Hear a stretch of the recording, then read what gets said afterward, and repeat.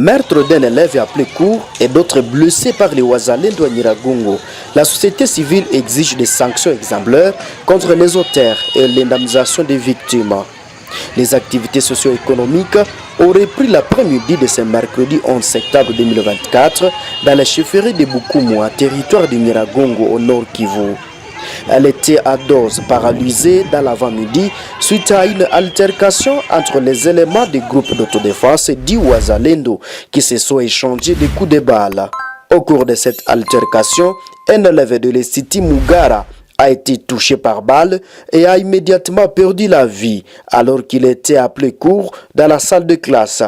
Des autres ont été gravement blessés, affirment des sources locales. Cette situation a suscité la colère de la population qui a jugé bon de descendre dans la rue pour exprimer son mécontentement. D'où d'autres dégâts énormes sont signalés.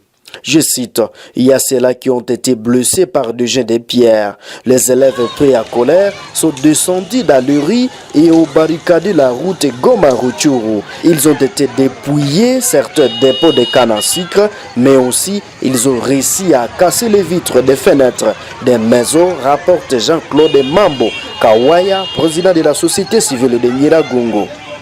Cet incident est sans doute une violation grave de la décision du gouverneur militaire de la province du Nord Kivu interdisant la circulation des Wazalendo avec leurs armes dans les zones habitées par la population civile. Pour les présidents des forces vives de Nyiragongo, le gouvernement doit tout faire pour organiser une audience publique pendant laquelle les auteurs de cet acte seront condamnés, mais aussi indemniser les familles des victimes, exige notre interlocuteur.